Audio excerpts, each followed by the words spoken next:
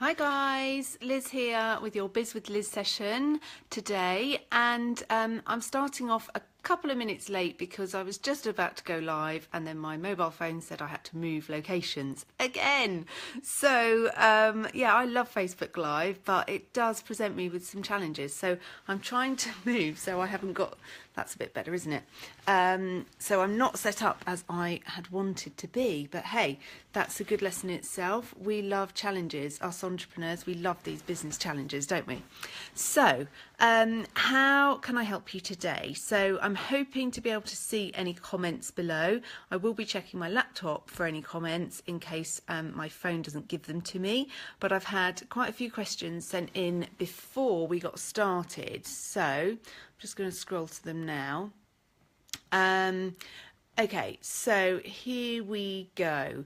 I've lost who this is from, I'm really sorry, but this question was from someone who's struggling with getting face seen on her page, and she's been without Facebook for a week and it's battered her business a lot. So a few things there. I'm not sure on the tech side why what's going on there. Hopefully you're sorting that out.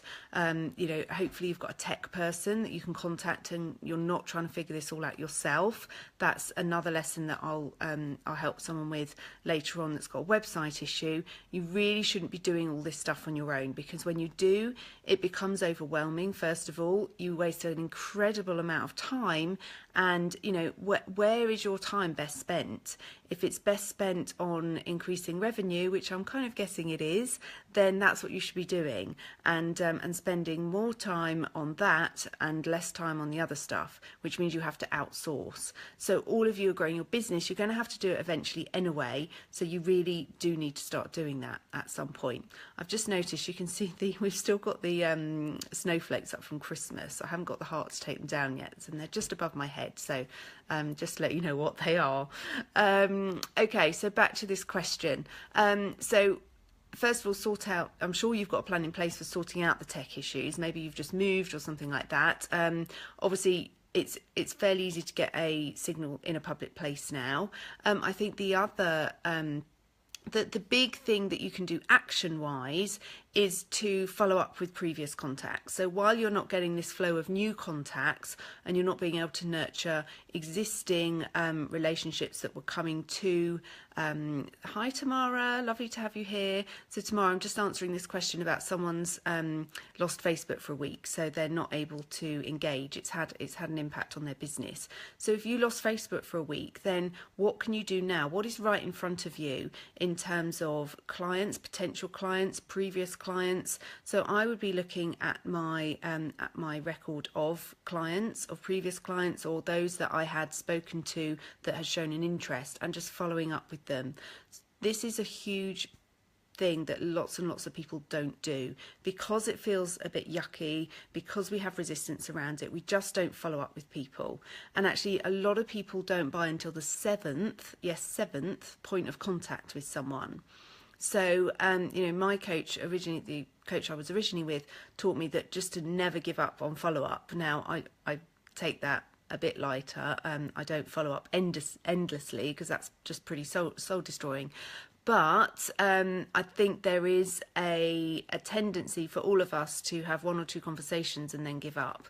So follow up, even if you haven't spoken to them for months or even a year, just drop them an email or phone them up. You know, people are overwhelmed by emails. A lot of people, yes, they don't answer their phone, but if it's a really friendly, heart-centered approach that you're making, there's nothing wrong with phoning people. Obviously, as long as you have permission to have kept their details.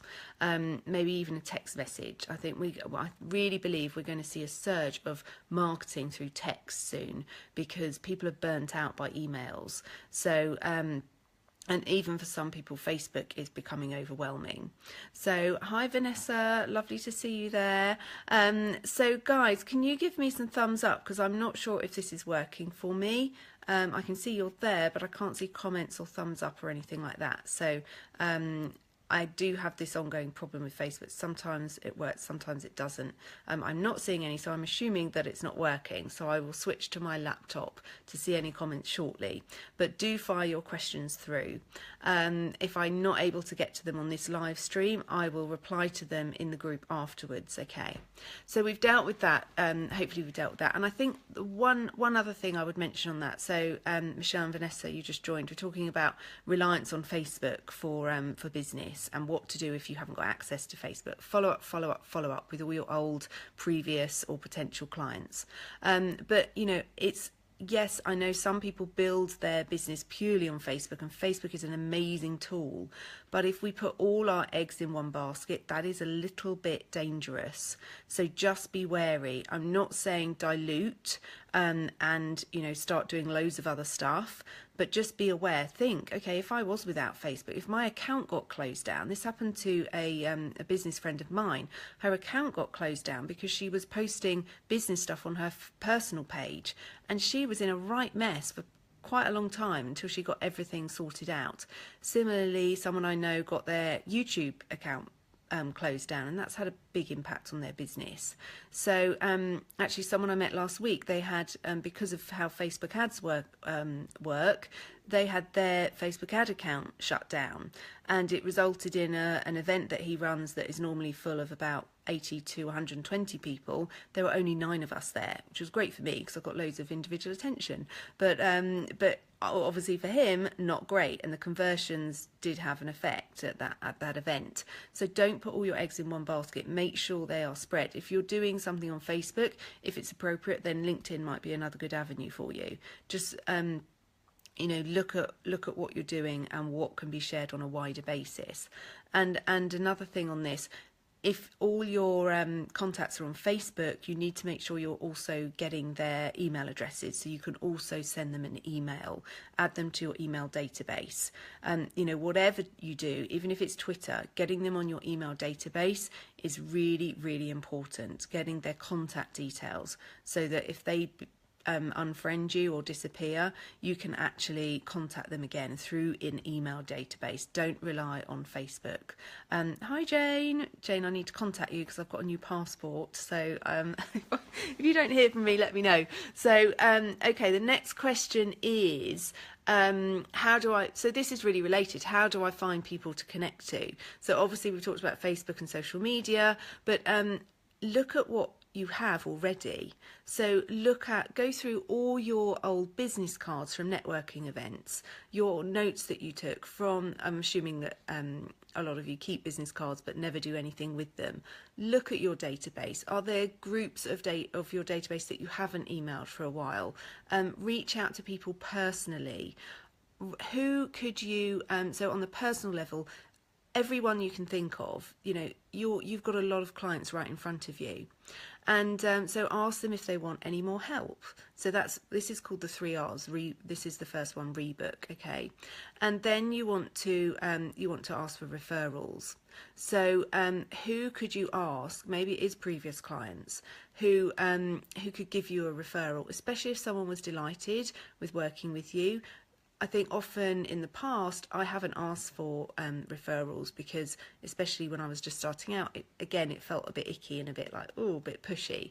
But actually, they just probably haven't thought of it. A lot of the time, people are just too busy to think of things, and they might not refer you if the thought hasn't been put in their mind. So ask them, you know, were you happy with the service? Is there anything I can help you with?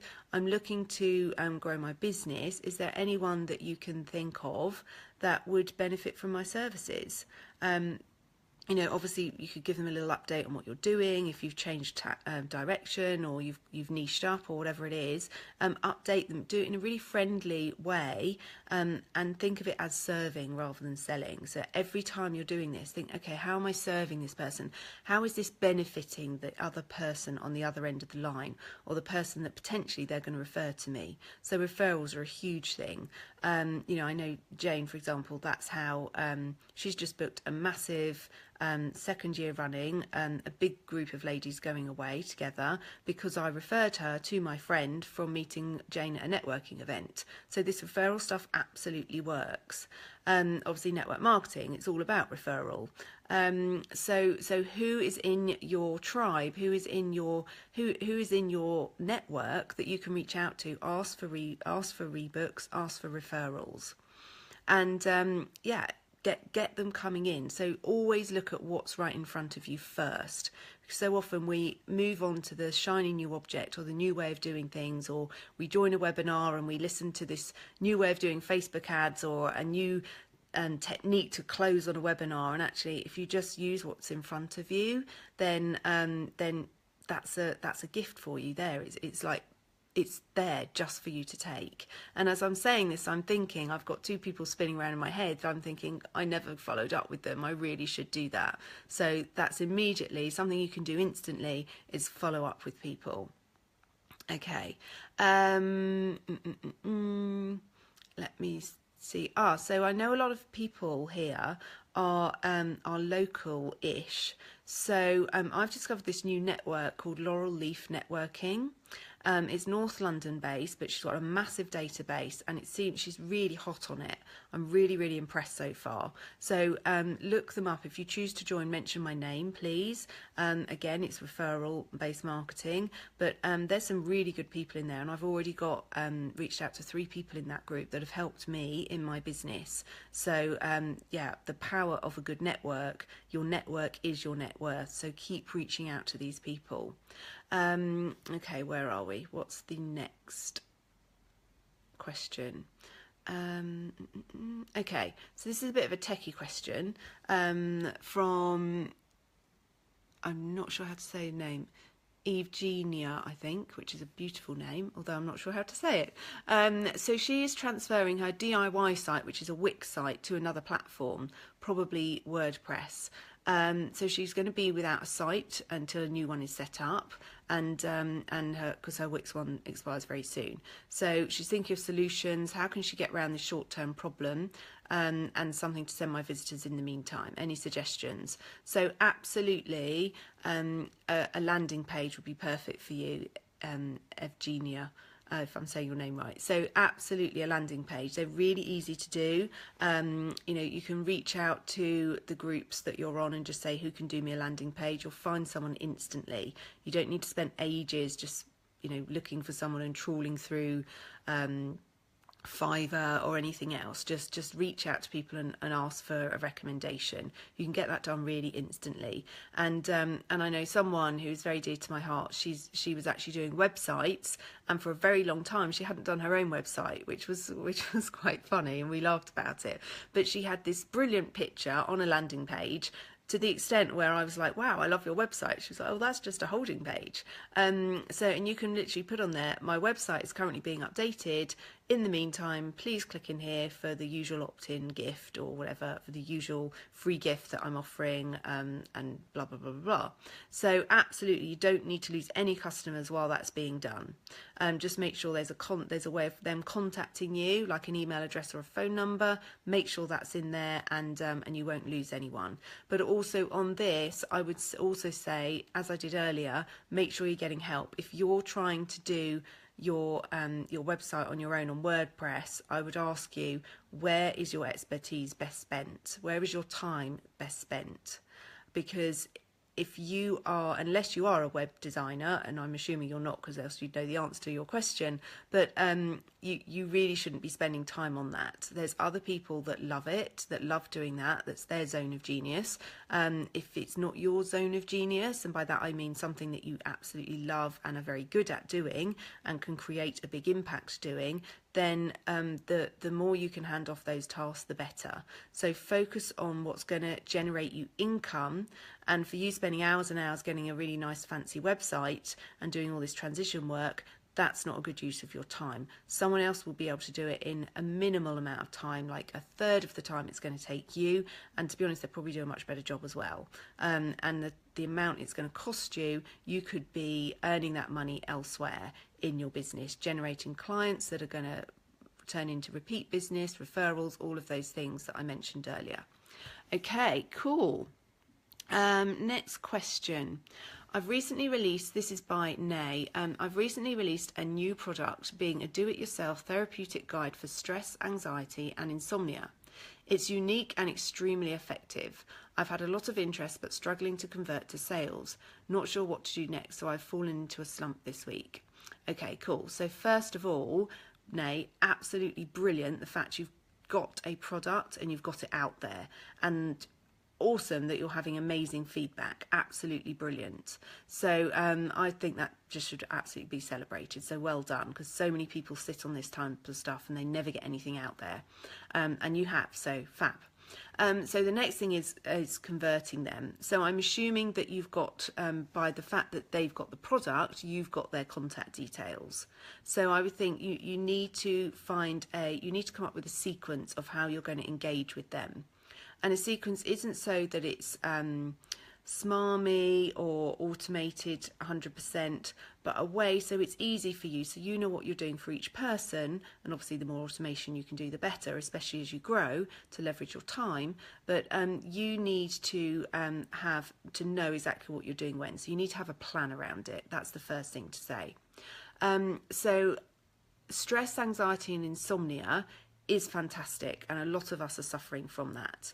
But you need to, basically what you need to do is you need to focus on one problem that you can solve, okay? And obviously those three are kind of interlinked, so they might be able to clump them together. But for some people, stress is a lot different to anxiety. Unless you've had proper anxiety, anxiety is way harder to deal with than stress, in my opinion, because that's been my experience. So what is your biggest and best transformation that you can provide? And if it's insomnia, great, focus on that. If it's anxiety, focus on that. If it is all of those things, then fine, you can focus on all of them. But the message I'm trying to get across is that the more you niche, the more people are going to think you're an expert in that field. Because if you think about it, there's lots and lots of people working in the stress, anxiety arena, even insomnia. So think about this. If you walked into a pharmacy with a really bad headache and there was a bottle of pills that said cures all headaches, that would be quite attractive, wouldn't it? If you had a bottle of pills or medicine next to it that said kills all kinds of pains, then you would probably go, no, it's a headache that I've got, so I'm going to go to the headache tablets. I'm not going to buy the stuff that's for any pain because I've got a headache, so that's specifically what I want. So hopefully you're seeing what I mean here. So so what is it that you cure? What is it that you can help with? And then when they see you as that, right, I've got this absolute pain, then I can, I'm going to go to Nay because she's the expert. And, you know, if you were only doing insomnia, you could even niche it down more too. And I'm not saying you only do one, but you do one thing at a time. So you could even do like, okay, those that are having problems getting to sleep versus those that are that go to sleep okay but wake up in the night and can't get back to sleep, because actually that's a very different kind of insomnia. I'm quite well versed on insomnia. So which, you know, you're appealing to a specific audience, and of course you can help those people with all of that stuff, but they need to see you as the expert in their problem. Okay, so if you're trying to do everything, and I fell into this trap when I first started doing EFT, I was saying I can solve anything, come to me with anything, hit me with anything, and I thought, well, that's really appealing, but people just didn't get what I was there for and didn't trust that I was an expert in dealing with that. They just viewed me as a generalist. So stress, anxiety, insomnia is a bit of a niche, but if you were clear on that, my hand's shaking, so I'm just going to swap hands. If you were clear on that, that would really help you. Okay, so I haven't got the telly on, by the way. That's the reflection of the window. I'm not watching telly while doing this. Okay, so you really want to get known as an expert. So you've done that already by getting a product out there, but so how are you going to niche that further? You could find out in terms of deciding how to niche, survey your list, survey the people that have bought it, and that might be sending out a really easy I've forgotten the word of it, Michelle will know, Survey Monkey, that's the one, a really simple Survey Monkey out to the people that have bought, or literally just sending them an email. I don't know what numbers you're talking about here, so you could just send them an email. You know, what specifically did it help you with, what specifically are you still struggling with, and then you'll know how to target those people. So very, very get that feedback from them.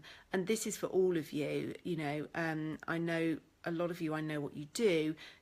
Are you being all things to all people, or have you got a niche? So Jane is, I'll pick on Jane again, in a good way. So Jane is awesome at doing hen do's and women's finding holidays for groups of women.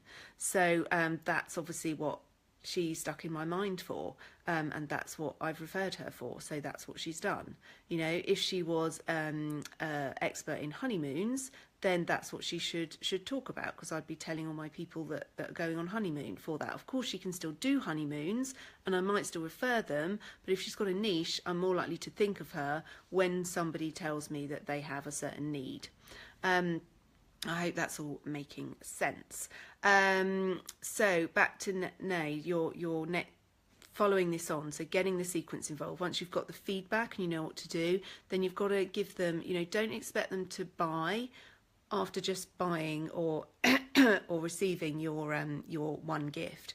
You want to keep providing them with content to demonstrate that you're an expert, and then very, very nicely, very lightly invite them on a call. So you want to get them on the phone with you and find out from them what is it that they're suffering with, how they would like, actually, let's reverse that. When you get them on the phone call, find out what they would like. So what is it that they want? Do that first, so you start off on a high, because if you go into how life is really bad, it's hard to bring the energy up. If you start off and lead that conversation by starting with how would you like your life to be, how would you like your holiday to be, how would you like your website to be, rather than oh, what is it like now? Because usually people are phoning you because they're in pain or they have a pain, and excuse me, and they want out of that pain. And of course we all like to moan and tell people what's happening with us and what's going on, but actually it's much nicer, much more exciting and motivating to be asked about the future and what we want, because it gets us in that place of possibility. So we start saying, oh, okay, this is what I want. I want to be able to sleep well at night. I don't want to wake up with that pounding heart that I have most mornings. That's what I want. So already they're like, oh, imagine what that would be like. And then you ask them questions like, what would that mean to you? How much of a difference would that make in your life or in your business? Or what would it mean to you to have that amazing website, or to have that experience, blah, blah, blah, whatever it might be.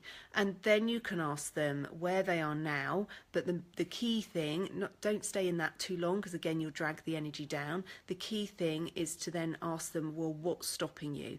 What is it that is stopping you from achieving that? And they'll say X, Y, Z, and you'll be like, oh, okay. So actually, I could help you with X, Y, and Z. For example, and then tell them a story. Tell them a story about you or a client, how you've helped someone with a similar experience. And you can do it in a very non-sleazy, non-salesy way. You can just say, gosh, you really remind me of person, my sister or client B, whatever. Obviously don't call it client B, make up a name. Don't share anything that's completely confidential, but you can use these stories, especially if you've been given permission to, then use the actual person, and then take it from there. So for you, Nay, I do think if you want to have a chat to me about how I can help you specifically on sales and converting, then just PM me, because I'm so passionate about sales. I've actually got a course running tomorrow. I have one more free slot if anyone wants to join us. We're at Shendish Manor, which is Hemel Hempstead. We're talking about sales. We're looking at everything that holds us back around sales and how to actually have that conversation that I've just described in a nutshell, how to actually do it and do it well, how to get the consultations, how to do everything else. So if you are free tomorrow, or you've only got 1 or 2 client sessions that you can move, then join us tomorrow, because it's going to be brilliant. I'm very, very excited about it. So just PM me if you want to come. Okay, how are we doing for time? Okay, so time goes so quickly on these. Someone asked me, how can I get known as an expert? So I've kind of covered that before for nay, but there are other ways as well. So it's not just nurturing your current people, it's just having that social proof. So you need to be active on social media, that goes without saying. You need to have a Facebook profile, you need to have, ideally, want a website. It doesn't have to be like, you don't have to pump thousands of pounds into it, but if someone looks you up on Google, ideally you want your name to come up so that they know you're legit. Okay, if you've got testimonials, fabulous. Make sure every person that you treat, if at all possible, you can get a testimonial from them and put it on your website. And if you can have their name and a picture, it just makes it feel so much better than just some blank anonymous person. So let's okay, I'm just getting another notification through. I've got another question, I think. Let's just focus on this though. So getting known as an expert, your confidence is going to shine through. If you're confident about what you do, then that will shine through as an expert. So if you can stand there confidently and talk about what you do and how you can help people, and for example, like answering questions and so on, then you'll be seen as an expert. So point of view is brilliant and stories are brilliant, but if you're never actually showing and demonstrating that you make this difference, then it's not going to have as much impact as a mixture. So you want to have a story, you want to have client examples, you want to talk about your own perspective and your point of view. You might get some haters as well as some lovers, but that's okay. You can't be popular and you can't have a successful business if you don't upset anyone along the way. Some people aren't going to like what you do, and that's fine, because loads of people will absolutely love what you do. So don't be afraid to have a point of view, but don't just do point of view. This is what I think. What about this? You've got to intersperse it with real life examples of how you've helped someone, and not just the story of how you've helped someone, but actually giving stuff that will help them. So they see, oh wow, this person really helped me. They answered this question. They helped me with this strategy. Okay, so make sure you've got that proof. Events, any chance you get to speak, and by speaking I don't necessarily mean at an event. It could be at an event, it could be at your local networking event, it could be at the Rotary Club, or I know around here we have Bucks Business First. It could be at an expo. They're always looking for speakers. Radio shows, local radio, even Radio 2 or bigger than that, even LBC, but local radio is a great place to start. I've had so much fun doing stuff for Radio Marlow. Carla Delaney is your person if you want to do a session with her. I think I got a little bit of interest, maybe one or two people, but it wasn't really about that. It was just to say, yeah, I've been on the radio and it was a great experience. It was great fun, and I know now that I can actually go. Now I can go to Radio 2 if I choose to. I can go to the BBC or whatever. So, and also the contacts that you'll make by doing that, there obviously can lead to bigger and better things. So, getting things published, you don't have to spend money on publishing. That's a long game, and I would think carefully of whether that is actually going to give you a return. But, the chance to blog online, loads and loads of blogging sites. I can give you more information about those if I've got them in front of me. But loads of blogging sites you can give social proof that you are a force to be reckoned with, that you're an expert in your field. Local newspapers, features, all of that stuff. The way I built my reputation was by doing an online summit, which is something I coach some of my clients in if it's appropriate for them. So my client Amy, for example, she did a summit called the Wellness Sessions, and an online summit is basically just a series of interviews where the expert that you interview emails their list, and then people that are interested opt into your summit to view your summit, and obviously those people come onto your list. Now there's a lot of work that is involved. It's fairly expensive to do that. You're probably looking at, after all the labour costs, probably around £5,000, but it's a good way of getting an email list and establishing yourself as an expert. Challenges on Facebook. I know Tamara's doing an amazing 30-day challenge, like daily Facebook Live for 30 days. That's amazing. Talk about social proof and proving that you're an expert. Absolutely wonderful. So, there's loads of stuff you can do to show that you're an expert and to show how brilliant you are. Don't be afraid of creating content, but don't stay at home just creating all the time. You've got to get it out there. You've got to show people and so that they know that you exist, okay?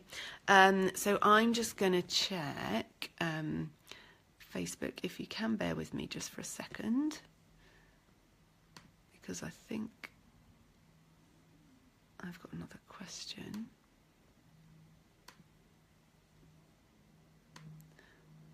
No, I don't think it's a question. I think it's just a feedback. Ah, great. Okay. It's working. Cool. So I'm seeing your comments now. So any other comments, you've got like just a short window of time, put them in the comment section or ask me another question, and I'll help you with that.